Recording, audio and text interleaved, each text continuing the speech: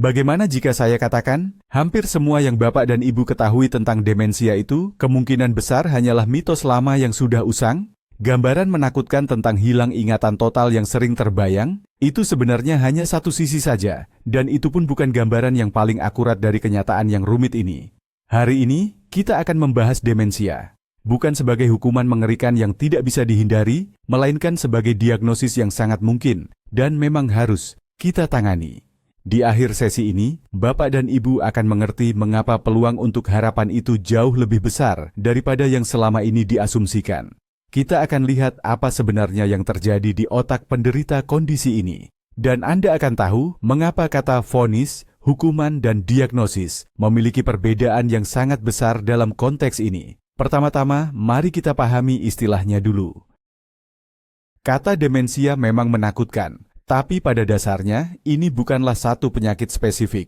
Ini adalah istilah umum, atau bisa dibilang istilah payung, yang menggambarkan sekumpulan gejala yang terkait dengan penurunan fungsi kognitif. Bayangkan kata demam. Demam itu bukan penyakit, melainkan gejala yang bisa disebabkan oleh flu, radang tenggorokan, atau ratusan penyebab lainnya. Demensia pun sama. Ini adalah sindrom yang bisa muncul karena berbagai macam alasan. Dulu secara historis, setiap penurunan kemampuan mental yang serius pada usia lanjut sering dianggap sebagai pikun atau kepikunan, dianggap wajar dan tidak terhindarkan karena proses penuaan. Tapi hari ini kita tahu bahwa anggapan itu tidak benar. Demensia adalah hasil dari penyakit otak tertentu, bukan sekadar kondisi wajar karena usia. Dan memahami hal ini adalah langkah pertama untuk berhenti melihatnya sebagai akhir yang fatal dan mulai mencari solusi yang tepat. Jadi, kesalahan pertama dan yang paling sering terjadi adalah menyamaratakan demensia dengan penyakit Alzheimer. Memang benar, Alzheimer adalah penyebab demensia yang paling umum, menyumbang sekitar 60 hingga 80% dari semua kasus yang ada. Namun, demensia itu sendiri bukan hanya Alzheimer. Ada bentuk-bentuk lain dan masing-masing punya ciri khas tersendiri. Contohnya, ada demensia vaskular yang terjadi karena gangguan suplai darah ke otak. Seringkali ini muncul setelah seseorang mengalami stroke. Kemudian ada demensia dengan badan lewi. Pada jenis ini, selain kesulitan berpikir atau gangguan kognitif, penderitanya juga mengalami masalah gerakan yang mirip penyakit Parkinson, ditambah dengan halusinasi visual yang jelas dan nyata. Lalu, ada juga demensia frontotemporal, yang utamanya menyerang perilaku dan kepribadian seseorang, bukan hanya sekadar masalah ingatan. Memahami bahwa demensia itu beragam sangatlah penting. Karena penentuan penyebab yang benar akan menentukan cara penanganan, prognosis, dan strategi bantuan yang tepat untuk penderita. Ini ibarat mengobati batuk tanpa tahu apakah batuk itu disebabkan oleh alergi atau pneumonia. Tentu saja, hasilnya akan sangat berbeda. Mari kita lihat lebih dalam. Sebenarnya, apa yang terjadi di dalam otak kita saat demensia mulai berkembang? Sederhananya, otak kita adalah sebuah jaringan raksasa yang luar biasa kompleks. Jaringan ini terdiri dari miliaran sel saraf, atau yang kita sebut neuron. Neuron-neuron ini saling berkomunikasi menggunakan sinyal listrik dan kimiawi untuk menyampaikan informasi. Bayangkan ini seperti kota besar dengan jutaan saluran telepon, jalan raya, dan kabel internet. Ketika demensia menyerang, tergantung pada jenisnya, sel-sel saraf, neuron ini mulai rusak dan mati. Hubungan atau komunikasi di antara mereka perlahan-lahan terputus. Ibaratnya garis teleponnya putus, jalanannya hancur. Awalnya terjadi di satu area, lalu menyebar ke area lain. Informasi pun tidak lagi bisa mengalir secepat dan seefektif dulu. Sebagai contoh, pada kasus penyakit Alzheimer, di dalam otak terjadi penumpukan protein abnormal, yaitu beta-amiloid dan protein tau, yang membentuk plak dan gumpalan. Protein-protein ini bersifat beracun bagi neuron, dan secara harfiah merusak seluruh jaringan dari dalam. Ini bukanlah seperti lampu yang tiba-tiba padam di seluruh kota, melainkan seperti meredupnya secara perlahan area per area, yang lambat laun akan mempengaruhi semakin banyak bagian dari otak kita.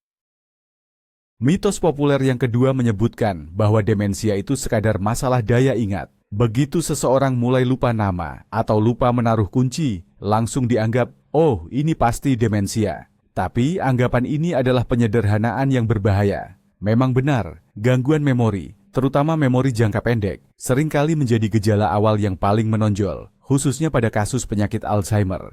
Penderita bisa bertanya hal yang sama berkali-kali, padahal baru dijawab semenit yang lalu. Namun demensia itu jauh lebih luas daripada sekadar ingatan yang buruk. Ini adalah penurunan pada seluruh spektrum fungsi kognitif. Kemampuan berpikir logis dan merencanakan sesuatu bisa terganggu. Misalnya seseorang yang biasanya mudah memasak resep andalan, tiba-tiba kesulitan karena tidak bisa mengingat urutan langkah-langkahnya. Bisa muncul masalah bicara, seperti sulit menemukan kata yang tepat. Atau masalah orientasi ruang, bisa tersesat di lingkungan yang padahal sudah sangat dikenali. Perubahan juga terjadi pada perilaku. Orang tersebut bisa menjadi apatis, mudah marah, atau sebaliknya menjadi terlalu bersemangat dan tidak terkontrol. Mengabaikan gejala-gejala ini dengan alasan, ini cuma pikun biasa, sama saja dengan membuang waktu yang sangat berharga. Lantas, di mana letak garis batas antara lupa karena faktor usia yang wajar dengan sinyal bahaya pertama? Lupa menaruh kunci rumah, itu hal lumrah dan bisa dialami siapa saja, kapan saja. Namun, jika sampai lupa kegunaan kunci itu sendiri, itu lain soal. Wajar bila kita lupa nama kenalan, tapi kemudian berhasil mengingatnya kembali. Yang mengkhawatirkan adalah, ketika kita mulai tidak mengenali wajah orang-orang terdekat, kehilangan alur pembicaraan sesekali, itu biasa terjadi. Tapi, jika benar-benar kehilangan kemampuan untuk mengikuti jalan cerita film atau alur buku secara keseluruhan, ini patut diwaspadai. Penanda pentingnya adalah ketika masalah kemampuan berpikir, ini mulai mengganggu aktivitas sehari-hari. Jika seseorang sudah tidak bisa berbelanja sendirian karena kesulitan menghitung uang, atau kesulitan membayar tagihan karena tidak lagi memahami isi surat atau kwitansi, ini bukan sekadar efek penuaan biasa. Ini adalah sinyal kuat bahwa sudah saatnya mencari bantuan profesional, baik itu dari dokter spesialis saraf, neurolog, maupun psikiater. Dan ini harus dilakukan bukan dengan rasa takut, melainkan dengan pemahaman bahwa semakin cepat diagnosis ditegakkan, semakin banyak hal yang dapat kita upayakan demi kebaikan orang tersebut. Kenapa sih diagnosis awal itu penting banget? Banyak yang berpikir, buat apa diperiksa? Kan penyakit ini nggak bisa disembuhkan. Ini adalah anggapan yang salah besar. Yang pertama, tidak semua gangguan fungsi kognitif itu bersifat permanen. Kadang, penyebabnya bisa jadi depresi, kekurangan vitamin, masalah tiroid, atau efek samping dari obat-obatan yang kita minum. Kalau kasusnya seperti ini, kondisinya bisa diperbaiki, bahkan bisa sembuh total. Yang kedua, bahkan jika diagnosisnya adalah demensia yang memang belum ada obatnya, diagnosis dini adalah kunci untuk memperlambat proses penurunan ini. Ada obat-obatan yang, bila diminum di tahap awal, bisa meningkatkan fungsi kognitif dan menunda munculnya gejala berat, bisa berbulan-bulan, bahkan sampai bertahun-tahun lamanya. Ini waktu yang sangat berharga, di mana kita bisa mempertahankan kemandirian dan kualitas hidup lebih lama. Selain itu, diagnosis awal juga memberikan waktu bagi pasien dan keluarga untuk menerima kondisi ini, merencanakan masa depan, menyelesaikan masalah hukum dan keuangan, dan yang paling penting, belajar bagaimana hidup berdampingan dengan kondisi ini, bukan malah melawan atau menanganinya tanpa arah yang jelas. Sumber kecemasan lain yang sering kita dengar adalah soal genetika. Pikiran seperti, karena nenek saya dulu pikun, berarti saya juga pasti akan mengalaminya. Sering membuat banyak dari kita jadi cemas berlebihan. Mari kita luruskan hal ini. Ya, memang benar, ada faktor keturunan atau genetik, ada gen tertentu, misalnya gen APOE4, yang jika dimiliki dapat meningkatkan risiko Alzheimer. Tapi, meningkatkan risiko itu bukan berarti menjamin sakit. Ini mirip seperti penyakit jantung. Jika di keluarga bapak atau ibu ada riwayat serangan jantung, risiko Anda memang lebih tinggi, tapi itu tidak berarti Anda pasti akan mengalaminya. Bentuk demensia yang benar-benar murni keturunan, yang diturunkan 50% dari generasi ke generasi, memang ada. Tapi kasus ini sangat-sangat langka, hanya kurang dari 1% dari seluruh kasus demensia. Dalam sebagian besar situasi, genetika hanyalah salah satu dari banyak faktor risiko lainnya, dan banyak faktor risiko lain yang justru bisa dan harus kita kelola. Gen itu bukan vonis hukuman mati. Gen hanyalah kartu yang diberikan kepada kita saat bermain. Dan bagaimana kita memainkan kartu-kartu itu, sebagian besar bergantung pada diri kita sendiri. Nah, sekarang kita masuk ke bagian yang paling memberi harapan dalam diskusi kita, yaitu hal-hal yang sepenuhnya berada dalam kendali kita. Ini adalah gaya hidup kita. Penelitian selama puluhan tahun telah membuktikan hubungan erat antara kesehatan fisik dan kesehatan otak. Intinya, apa yang baik untuk jantung Anda pasti baik juga untuk otak Anda. Yang pertama tentu saja adalah aktivitas fisik. Olahraga teratur, bahkan sekadar berjalan kaki santai, dapat melancarkan aliran darah ke otak, merangsang tumbuhnya sel-sel otak baru, dan juga sambungan antar sel tersebut. Yang kedua adalah pola makan kita. Diet Mediterania, yang kaya akan sayuran, buah-buahan, ikan, minyak zaitun, dan kacang-kacangan, diakui sebagai salah satu pelindung otak terbaik. Kurangi gula, kurangi makanan olahan, dan otak Anda pasti akan berterima kasih. Yang ketiga, tidur yang berkualitas. Hanya saat kita tidur pulas, otak akan membersihkan dirinya dari racun, termasuk tumpukan protein beta amiloid yang berbahaya itu. Kekurangan tidur yang kronis bisa dibilang meracuni otak kita secara perlahan. Terakhir, kontrol kesehatan dasar. Memastikan tekanan darah, kadar kolesterol, dan gula darah tetap terjaga. Ini semua bukan hanya untuk mencegah serangan jantung dan stroke, tapi juga merupakan perlindungan paling kuat dari risiko pikun atau demensia. Namun, ada satu faktor lain yang tak kalah penting, yaitu aktivitas mental. Ada istilah yang disebut cadangan kognitif. Bayangkan ini sebagai tabungan, kekuatan intelektual otak Anda. Cadangan ini dikumpulkan sepanjang hidup, melalui pendidikan, belajar hal baru, dan menyelesaikan masalah yang menantang. Setiap kali Anda mempelajari bahasa asing, menguasai alat musik, membaca buku yang rumit, atau bahkan sekadar mengisi teka-teki silang, Anda tidak hanya sekadar melatih otak. Anda sedang membangun koneksi saraf baru, menciptakan jalur alternatif yang baru. Jika suatu saat penyakit merusak jalan utama di otak Anda, otak masih dapat mengalirkan informasi melalui jalur-jalur cadangan ini. Orang yang memiliki cadangan kognitif yang besar dapat menunda munculnya gejala penyakit lebih lama. Bahkan jika perubahan patologis di otak sudah dimulai, gejala mungkin tidak akan muncul untuk waktu yang lama karena otak menemukan cara untuk mengompensasinya. Oleh karena itu, tidak ada kata terlambat untuk belajar. Aktivitas baru apapun, terutama yang menantang bagi Anda, adalah investasi terbaik untuk kesehatan otak Anda. Kita tidak boleh lupakan atau remehkan kekuatan hubungan sosial. Kita ini kan makhluk sosial, dan memang otak kita ini berevolusi supaya bisa berinteraksi. Kesepian dan isolasi sosial ini sudah terbukti menjadi faktor risiko pemicu demensia. Saat kita berinteraksi dengan orang lain, otak kita bekerja keras sekali. Kita memilih kata-kata, kita membaca ekspresi lawan bicara, kita menganalisis informasi, dan kita menjaga percakapan tetap jalan. Ini adalah latihan yang sangat komprehensif untuk berbagai macam bagian otak. Bertemu teman lama, ikut kegiatan kelompok atau komunitas, kegiatan sukarela, bahkan sekadar ngobrol rutin di telepon dengan keluarga terdekat, semua ini menjaga otak kita tetap bugar dan prima. Sebaliknya, kalau kita mengunci diri di rumah terus-terusan, otak kita akan kehilangan rangsangan yang penting. Dia bisa mulai berkarat karena tidak ada kegiatan. Jadi, mempertahankan kehidupan sosial yang aktif di usia berapapun, ini bukan hanya sekadar hiburan, tapi ini adalah kebutuhan vital untuk menjaga pikiran kita tetap jernih. Jangan biarkan diri Anda sendiri maupun orang-orang terdekat Anda hidup dalam isolasi. Jadi, apa yang ditawarkan oleh dunia medis modern, kita harus jujur. Sampai hari ini, pil ajaib yang bisa menyembuhkan total penyakit Alzheimer atau demensia lainnya memang belum ada. Itu kenyataannya. Namun, ini tidak berarti dunia kedokteran tidak berdaya. Ada berbagai macam cara yang membantu kita mengendalikan gejala dan meningkatkan kualitas hidup penderitanya. Ada obat-obatan yang dapat sementara waktu meningkatkan daya ingat, fokus, dan memperlambat laju perkembangan penyakit.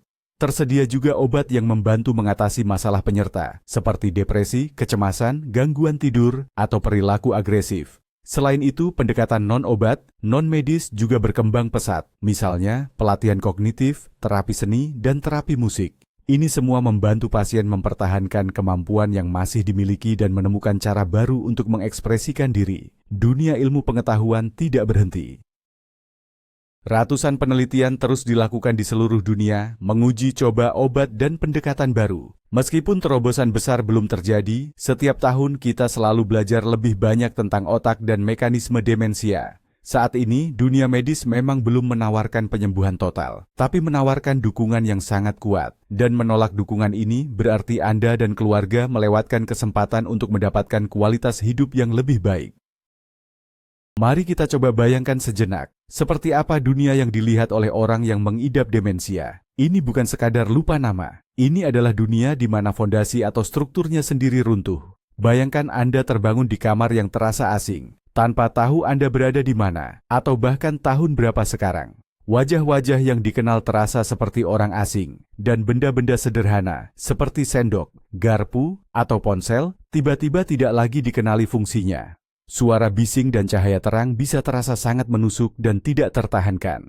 Pola hidup yang biasa terganggu, dan hal ini memicu kecemasan, ketakutan, serta kebingungan yang tiada henti. Banyak masalah perilaku yang sering membuat lelah anggota keluarga, seperti mengulang pertanyaan, mondar-mandir tanpa tujuan, atau bahkan agresi. Ini sama sekali bukan karena mereka bertingkah atau sengaja ingin menyusahkan. Seringkali, itu adalah cara mereka berusaha mengatasi kepanikan batin. Itu adalah upaya untuk mendapatkan kembali rasa kendali dan keamanan dalam sebuah dunia yang tiba-tiba terasa asing dan tidak dapat dipahami. Memahami hal ini adalah kunci menuju empati dan kesabaran. Orang tersebut bukan sedang menguji kita, tetapi mereka sedang sangat menderita. Tugas kita bukanlah memarahi mereka, melainkan berusaha sekuat tenaga untuk menjadi pulau keamanan dan tempat yang dapat diprediksi di tengah kekacauan yang mereka alami. Bagaimana sih cara terbaik kita berkomunikasi dengan anggota keluarga yang mengalami demensia? Cara komunikasi yang biasa kita gunakan mungkin sudah tidak berhasil lagi. Ini tentu bisa membuat kedua belah pihak merasa bingung dan frustrasi. Berikut adalah beberapa panduan sederhana. Bicaralah dengan perlahan, jelas, dan gunakan kalimat yang sederhana serta pendek-pendek saja. Ajukan pertanyaan tertutup, yaitu yang jawabannya hanya ya atau tidak. Hindari pertanyaan terbuka yang butuh jawaban panjang dan rumit. Contohnya, jangan tanya, "Kamu mau makan malam apa?" Tapi tanyakan, "Mau makan ayam atau ikan?" Lakukan kontak mata dan panggil namanya agar perhatiannya tertuju pada Anda. Gunakan juga bahasa tubuh, tersenyum, sentuhan, atau isyarat tangan. Hal yang paling penting, jangan pernah berdebat atau berusaha membuktikan bahwa ia salah, terutama jika ingatannya atau pandangan realitasnya sudah terdistorsi. Hal ini tidak ada gunanya, malah hanya akan menambah kecemasan dan kegelisahannya. Daripada mengatakan, "Ibumu sudah meninggal 10 tahun lalu," lebih baik alihkan perhatiannya dengan lembut. Coba ceritakan tentang ibumu, seperti apa sih sosoknya? Tujuan utama Anda bukan untuk memperbaiki kesalahan atau fakta, melainkan untuk memberikan kenyamanan emosional dan perasaan bahwa ia didengar dan dipahami. Sama pentingnya untuk menciptakan lingkungan rumah yang aman dan ramah. Bagi penderita demensia, dunianya menyempit hanya pada ruang yang dikenalnya. Oleh karena itu, ruangan tersebut harus dibuat sejelas dan semudah mungkin untuk ditebak. Singkirkan karpet tambahan di lantai yang berpotensi membuat beliau tersandung. Pastikan pencahayaan rumah memadai, terutama di malam hari, demi mencegah risiko jatuh. Gunakan stiker atau papan penanda yang terang dan jelas di pintu, misalnya bertuliskan toilet atau kamar tidur. Jauhkan benda-benda berbahaya dari jangkauan beliau, seperti pisau tajam, produk pembersih rumah tangga, dan obat-obatan. Usahakan untuk menjaga jadwal harian yang rutin, bangun, makan, berjalan-jalan, dan tidur pada waktu yang sama setiap hari. Rutinitas ini menciptakan perasaan stabil dan dapat mengurangi kecemasan. Pasang jam dinding dan kalender berukuran besar di tempat yang mudah terlihat. Yang penting, jangan membebani penderita demensia dengan barang baru atau perubahan tata letak rumah. Tujuannya bukan untuk membuat kamar seperti bangsal rumah sakit yang steril, melainkan mengadaptasi rumah yang sudah biasa beliau tempati. Rumah harus tetap nyaman, namun mampu membantu beliau berorientasi dan terhindar dari cedera rumah tangga. Sekarang, mari kita alihkan perhatian pada mereka yang seringkali berada di balik layar, para perawat. Mereka adalah pasangan, anak, atau cucu yang setia mendampingi orang yang mengidap demensia. Demensia bukan hanya penyakit yang menyerang satu orang, tapi dampaknya dirasakan oleh seluruh keluarga. Merawat pasien demensia adalah sebuah maraton, bukan lari cepat, sprint. Ini membutuhkan energi fisik yang luar biasa, dan yang jauh lebih penting, cadangan emosi yang sangat besar. Ketegangan yang terus-menerus, rasa bersalah, sakit hati, ketidakberdayaan, dan kelelahan kronis, semua ini dapat memicu apa yang kita sebut sindrom burnout, kelelahan ekstrim pada perawat. Ini adalah kondisi yang sangat berbahaya. Penting untuk mengingat aturan sederhana. Untuk bisa merawat orang lain, Anda harus merawat diri sendiri terlebih dahulu. Anda tidak bisa menuang air dari teko yang kosong. Jangan ragu untuk meminta bantuan dari kerabat dan teman lainnya. Carilah kelompok dukungan bagi para perawat, di mana Anda bisa berbagi pengalaman dengan orang-orang yang benar-benar memahami posisi Anda. Pastikan Anda meluangkan waktu untuk diri sendiri, untuk beristirahat dan melakukan hobi atau minat Anda, meskipun itu hanya 1 jam sehari. Merawat diri sendiri bukanlah keegoisan, itu adalah syarat mutlak agar Anda dapat terus memberikan perawatan terbaik bagi orang yang Anda kasihi. Di era modern ini, atau tepatnya di abad ke-21, teknologi canggih juga ikut hadir untuk membantu. Walaupun teknologi tidak bisa menggantikan sentuhan atau perhatian manusia, ia dapat sangat memudahkan kehidupan kita sehari-hari dan meningkatkan rasa aman. Contohnya, kini ada pelacak GPS tracker, yang bentuknya bisa berupa gelang, gantungan kunci, atau bahkan sol sepatu.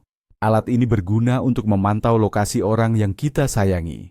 Jika mereka keluar dari zona aman yang sudah ditentukan, Anda akan langsung mendapat peringatan. Ini sangat membantu, terutama bagi keluarga yang memiliki anggota yang mudah lupa atau sering tersesat.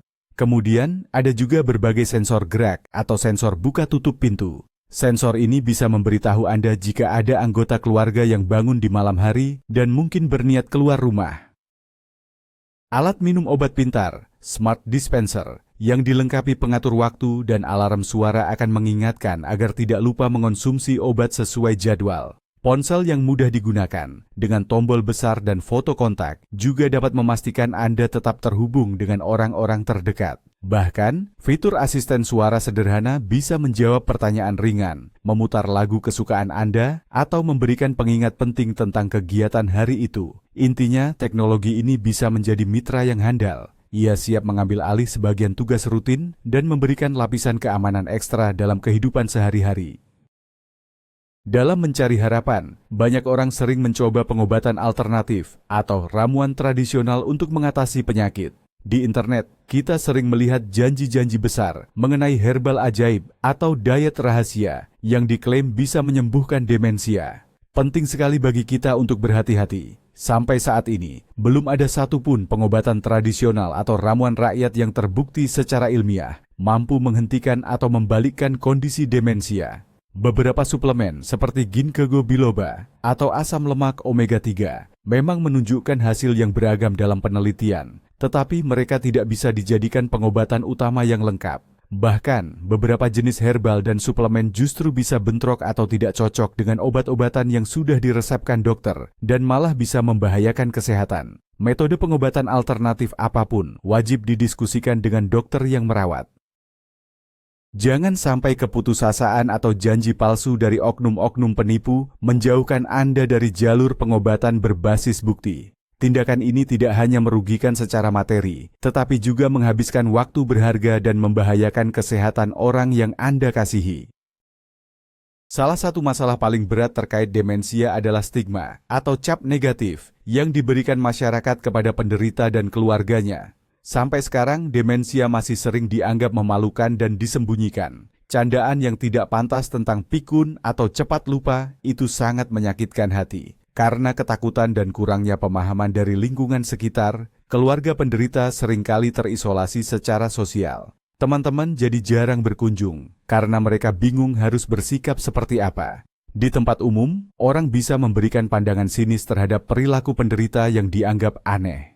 Stigma ini menghalangi keluarga untuk mencari bantuan medis tepat waktu, karena ada rasa malu untuk mengakui kondisi ini. Ini juga membuat penderita dan pengasuhnya merasa bersalah dan sangat kesepian. Sangatlah penting bagi kita untuk membicarakan demensia secara terbuka, jujur, dan dengan penuh rasa hormat.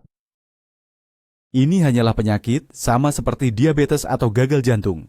Penderita demensia bukan orang gila atau seseorang yang sudah tidak berharga. Mereka adalah pribadi yang layak mendapatkan martabat, rasa hormat, dan simpati. Sama seperti siapapun yang sedang berjuang melawan penyakit berat. Melawan stigma ini adalah tugas kita bersama. Meskipun menerima diagnosis itu terasa berat, sangat penting untuk selalu ingat bahwa kehidupan kita tidak lantas berakhir. Memang ada perubahan, tapi hidup ini tetap berjalan. Ada banyak sekali kisah orang-orang yang tetap menjalani hidup bertahun-tahun, bahkan sampai puluhan tahun, meski mengidap demensia, dan mereka masih mampu untuk tetap merasa gembira, mencintai, dan berkarya. Ambil contoh almarhum penulis asal Inggris, Terry Pratchett, pengarang serial terkenal Discworld. Setelah didiagnosis Alzheimer, beliau tidak hanya terus menulis buku, tetapi juga aktif menjadi pejuang hak-hak bagi orang yang hidup dengan demensia. Kuncinya adalah kita perlu memindahkan fokus perhatian, bukan pada apa yang hilang dari diri kita, melainkan pada apa yang masih tersisa. Mungkin seseorang tidak lagi bisa terlibat dalam percakapan yang rumit, namun dia masih sangat bisa menikmati musik. Mungkin ia tak ingat kejadian hari kemarin, tapi ia bisa mengingat dengan jelas lagu-lagu masa mudanya.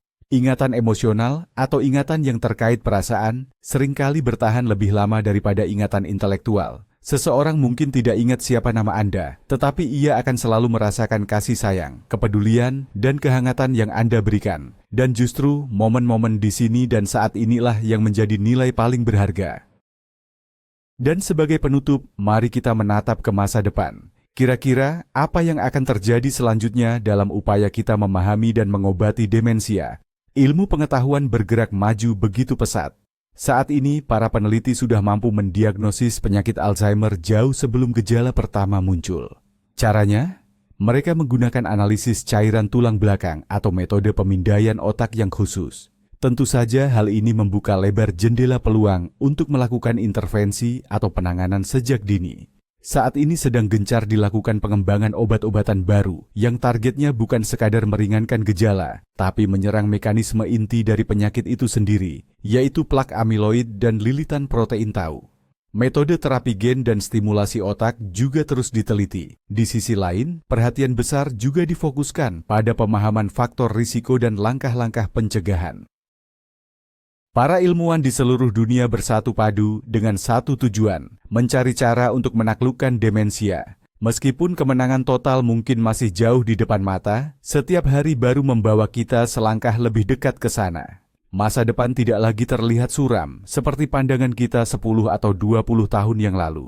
Dan inilah alasan utama bagi kita untuk tetap optimis. Jadi, sebetulnya demensia ini vonis atau diagnosis? Setelah semua yang kita diskusikan hari ini, saya rasa jawabannya sudah jelas. Ini adalah diagnosis. Memang berat dan dapat mengubah jalan hidup, tapi ini tetap diagnosis. Dan sebuah diagnosis berbeda dengan vonis, selalu membutuhkan rencana tindakan. Diagnosis menuntut kita mencari solusi, beradaptasi, dan berjuang demi mendapatkan kualitas hidup terbaik setiap harinya. Kita sudah mengetahui bahwa demensia bukan sekadar penyakit tua atau hanya masalah lupa. Kita juga memahami bahwa risiko perkembangannya dapat dan harus kita kendalikan melalui gaya hidup sehat, nutrisi yang tepat, dan aktivitas mental yang berkelanjutan. Kita juga melihat bahwa diagnosis dini bukan hanya sekadar formalitas, melainkan peluang nyata untuk memperlambat laju penyakit. Dan yang paling penting, kita menyadari bahwa di balik diagnosis selalu ada manusia, pribadi yang utuh, yang membutuhkan kasih sayang, kesabaran, dan rasa hormat dari kita. Terima kasih banyak sudah menonton video penting ini hingga selesai. Jika Anda mendapatkan pengetahuan baru, jangan lupa berikan suka, like, dan berlangganan, subscribe pada saluran ini, agar tidak ketinggalan pembahasan tema-tema penting lainnya. Nah, mitos apa tentang demensia yang pernah Anda temui? Atau mungkin Anda punya kisah pribadi yang bersedia dibagikan? Silakan tulis di kolom komentar. Mari kita diskusikan ini bersama-sama.